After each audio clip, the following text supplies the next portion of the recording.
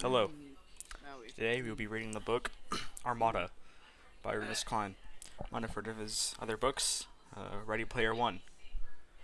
Uh, Made a movie on it, but in my opinion, I honestly think that The movie was good, kinda. I haven't read the book before, so I like the movie more. yeah, the movie's alright. Yeah, the book's The way book better. is obviously going to be a lot better. I Yeah. mean, it's a book. Of course it's going to be written better. Okay, and I'm gonna start off just by reading chapter one. We're going to do this by chapters. I don't know how often I might just do it whenever I feel like it, but let's start. In my glasses. Where are my glasses? There they are. You can see my gaming chair in the background. Gaming right now. Alright. Chapter 1. I was starting out at the classroom window, daydreaming of an adventure, when I spotted the flying saucer. I blinked and looked again, but it was still out there, a shiny, chrome disc zigzagging around in the sky. My eyes struggled to track the object through a series of increasingly fast, impossibly sharp turns that would have juiced a human being. Had there been anyone on board? The disc. Oh, that was horrible.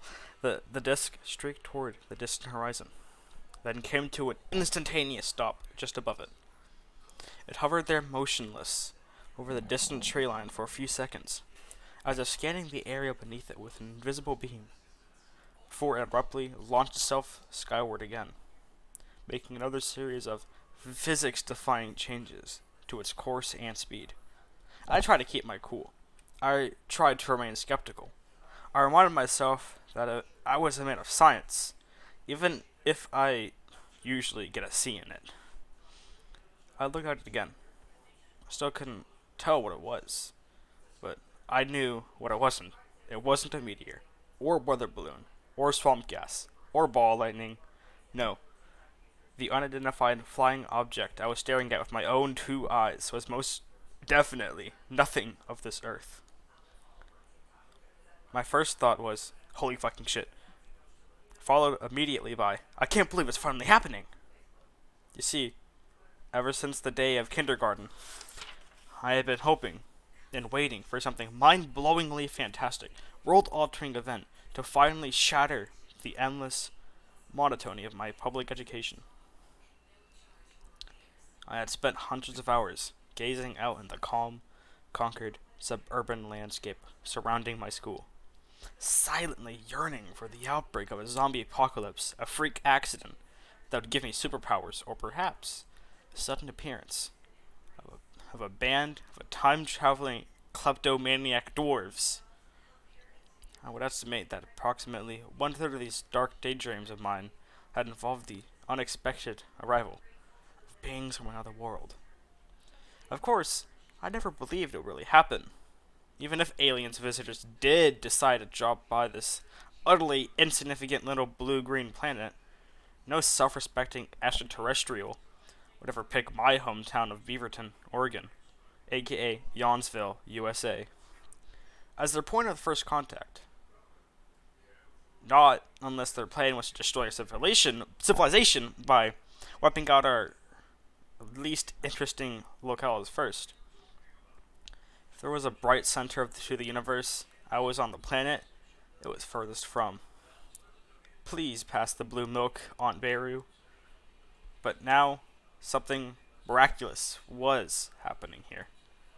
It was still happening right now. There was a goddamn flying saucer out there. I was staring right at it, and I was pretty sure it was getting closer.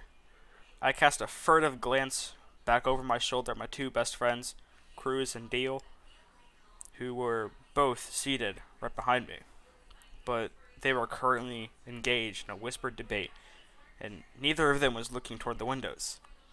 I considered trying to get their attention, but I worried the object might vanish any second, and I didn't want to miss my chance to see this for myself. My gaze shot back outside, just in time to see another bright flash of silver as the craft streaked laterally across the landscape, then halted and hovered over an adjacent patch of terrain before zooming off again. Hover, move. Hover, move. It was definitely getting closer. I could see its shape in more detail now. The saucer banked sideways for a few seconds, and I got my first clear glimpse of its top down profile. And I saw that it wasn't really a saucer at all. From this angle, I could see its symmetrical hull resembled the blade of a two headed axe, and that a black octagonal prism lay centered between its long, serrated wings, glinting in the morning sunlight like a dark jewel. That was when I felt my brain begin to short circuit, because there was no mistaking the craft's distinctive design. After all, I had seen it almost every night for the past few years.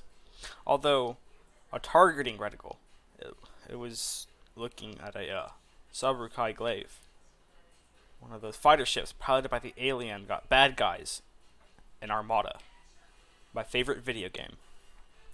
Which was, of course, impossible, like seeing a TIE fighter or Klingon warbird cruising across the sky. The Sabrukai and their glaive fighters were fictional video game creations. They didn't exist in the real world. They couldn't. In reality, video games did not come to life, and fictional spaceships did not buzz in your hometown. Implausible shit like that only happened in cheesy 80s movies like Tron or War Games, or The Last Starfighter. The sorts of movies my late father had been nuts about. The gleaming craft banked sideways again. This took time. I got an even better look. There was no doubt about it. I was looking at a glaive. Right down through to the distinctive claw-like grooves along its fuselage, and the twin plasma cannons protruding from the front like two fangs. There was only one logical explanation for what I was seeing. I had to be hallucinating, and I knew what sort of people suffered from hallucinations in broad daylight without any help from drugs or alcohol. People were cocoa for Cocoa Puffs, that's who. Cats with a serious marble deficiency. I love that. I love that. It's great, dude. I'd long wondered if my father had been one such person, because of what I've read in one of his old journals. The things I had seen there had given me the impression that he'd somewhat delusional near the end of his life, that he may have lost the ability to differentiate between video games and reality. The very same problem I now seem to be experiencing myself. Maybe it was just as I had always secretly feared. The apple had fallen right next to the crazy tree. Had I been drugged? No, impossible. All I'd eaten that morning was a raw strawberry Pop-Tart I'd wolfed down in my car on my way to school. And the one thing crazier than hallucinating a fictional video game spaceship would be to blame it on a frosted breakfast pastry. Especially if I knew my own DNA was far more likely the culprit. This was my own fault.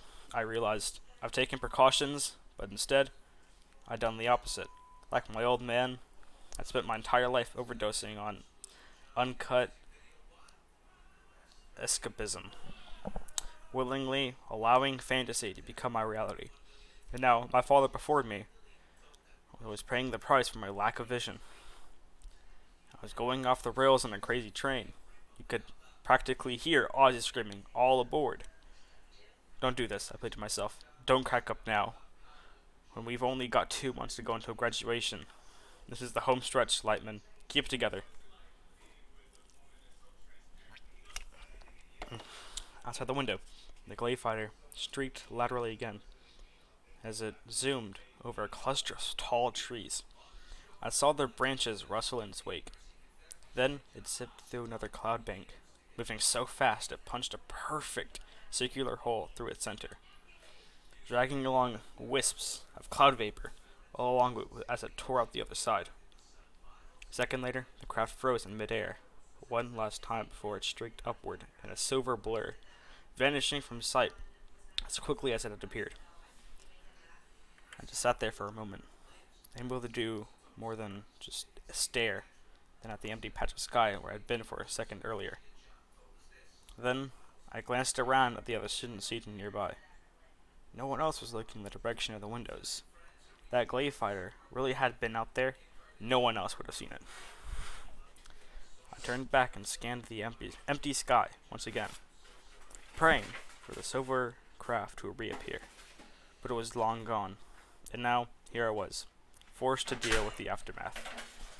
Seeing that glade fighter, or imagining I'd seen it, I triggered a small rock slide in my mind that was already growing into a crushing avalanche of conflicting emotions and fragmented memories, all of them linked to my father. That old journal I found among his things. Actually, wasn't even sure if it had been a journal. I never really finished reading it. I've been too disturbed by its contents and what they'd seemed to imply about the author's mental state. So I'd put the old notebook back where I found it and tried to forget it even existed. Until a few seconds ago, I had succeeded. But now, I couldn't seem to think about anything else. I felt a sudden compulsion to run out of the school, drive home, and find it. Wouldn't take long. My house is only a few minutes away. I had glanced over at the exit, and the man guarding it, Mr. Sales, our elderly integrated mathematics 2 teacher. He had a silver buzz cut, thick horn-rimmed glasses, and wore the same monochromatic outfit he as always did. Black loafers, black slacks, a white short-sleeved dress shirt, and a black clip-on necktie. Black sack.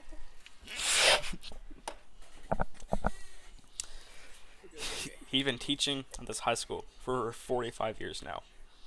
And the old yearbook photos in the library were proof that he'd been rocking the same retro ensemble the entire time.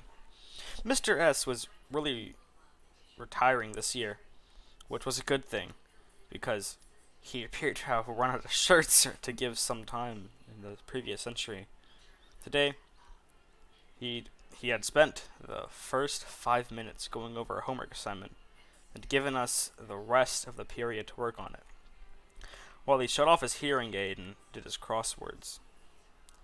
But he would still spot me if I tried to sneak out. My eyes moved across the ancient clock embedded in the lime green brick wall above the obsolete chalkboard. With its usual lack of pity, it informed me that there were still 32 minutes remaining until the bell. There was no way I could take 32 more minutes of this. After what I'd just seen, I'd be lucky if I managed to keep my shit together for another 32 seconds. On my left, Douglas Notcher, currently engaged in this daily humiliation of Casey Cox, the shy, acne-plagued kid, unfortunate enough to be seated in front of him. Notcher usually limited himself to lobbing verbal insults at the poor guy, but today he just had to go old school and lob spitballs at him instead. Notcher had a stack of moist projectiles piled on his desk like cannonballs, and he was currently firing at them at the back of Casey's head, one after another.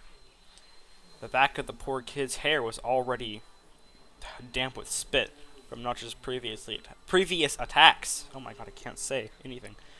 A couple of Notcher's pals were watching from the back of the room, and they snickered each time he nailed Casey with another projectile, egging him on. It drove me nuts when Notcher bullied Casey like this, which I suspected was one of the reasons Notcher enjoyed doing it so much. He knew I couldn't do a damn thing about it. I glanced at Mr. Sales when he lost to his crossword, clueless as always, a fact that Notcher took advantage of on a daily basis. And on a daily basis, I had to resist the urge to knock his teeth down his throat. Doug Notcher was always, Doug Notcher and I has managed to avoid each other for the most part, ever since the incident back in junior high. Until this year, when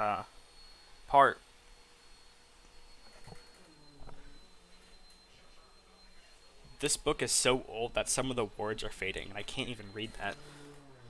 Wait, what? When a cruel act of fate had landed us both in the same math class, seated in adjacent rows, no less. It was almost as if the universe wanted my last semester of high school to be as hellish as possible. That would have also explained why my ex-girlfriend, Ellen Adams, was in this class too.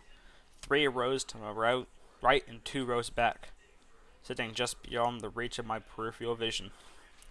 Ellen was my first love, and we'd lost our virginity to each other. It had been nearly 2 years since she dumped me for some wrestler from a neighboring school. But every time I saw those freckles across the bridge of her nose, or caught sight of her tossing that curly red hair out of her eyes, I felt my heart breaking all over again. I usually spent the entire class period trying to forget she was in the room. Being forced to sit between my mortal enemy and my ex-girlfriend every afternoon made 7th period math feel like my own private Kobayashi Maru. A brutal no-win scenario designed to test my emotional fortitude. Thankfully, fate had balanced out the nightmare equation slightly by placing my 2 best friends in this class too. If Cruz and Dio hadn't been assigned here, I probably would have snapped and started hallucinating shit midway through my first week. I glanced back at them again. Dio, who was tall and thin, and Cruz, who was short and stocky. Both shared the same first name, Michael. Ever since first grade, I'd been calling them by their last names to avoid confusion. The mics were still engaged in the same whispered conversation they'd been having earlier, before I zoned out and started seeing things. Debate over the coolest melee weapon in the history of cinema. I try to focus in on their voices again now. String wasn't even really a sword, Deal was saying. It was more like a glow-in-the-dark hobbit butter knife, used to spread jam on scones and Lemba's bread and the shit. Cruz rolled his eyes. Your love for the halfling's leaf was clearly slowed. Grind, he quoted. Sting was an elvish blade, forged in Gondolin in the First Age. It cut through almost anything, and its blade only glowed when it detected the presence of orcs or goblins nearby. What does Mjolnir detect? Fake accents and frosted hair. I wanted to tell them what I'd just seen, but best friends or not, there was no way in hell they'd believe me. They'd think of it as another symptom of their pal Zach's psychological instability. Maybe it was, too. Thor didn't need to detect his enemies so he can run off and hide in his little hobbit hole, Dio whispered. Mjolnir is powerful enough to destroy mountains. It could also emit energy blasts, create force fields, and summon lightning. The hammer also always returned to Thor's hand after he throws it, even if it has to tear through an entire planet just to get back to him. And only Thor can wield it. He leaned back. Dude, Mjolnir is a bullshit magical Swiss Army knife, Cruz said. Even worse than the Green Lantern's ring. And they give that hammer a new power every other week. Just to get Thor out of whatever asinine fix they've written him to. He smirked. By the way, lots of other people have wielded Mjolnir, including Wonder Woman in a crossover issue. Google it. Your whole argument is invalid, Deal. For the record, my own personal choice would have probably been Excalibur, as depicted in the film of the same name. But I didn't have the heart to join the debate. Instead, my attention drifted back over Notcher, who was in the process of lobbing another giant spitball at Casey. It nailed him in the back of his head and then fell to the floor, where it joined a soggy pile of previously fired missiles that had already collected there. Casey went rigid for a second on impact, but he didn't turn around. He just sank back into his seat while his tormentor prepared another saliva salvo. There was an obvious connection between Notch's behavior and the abusive drunk he had for her father. But the cause of his sadistic behavior didn't excuse it, in my opinion. I clearly had a few daddy issues myself, but he didn't see me pulling the wings off of flies. On the other hand, I did have a slight anger management problem, and a related history of physical violence, both well documented by the public school system. Oh yeah, and that whole hallucinating alien spacecraft for my father's favorite video game thing, so perhaps I wasn't in the best position to judge the sanity of others. I looked around at my classmates. Everyone in the vicinity was staring at Casey now. probably wondering if this is be the day he'd finally stand up to Notcher.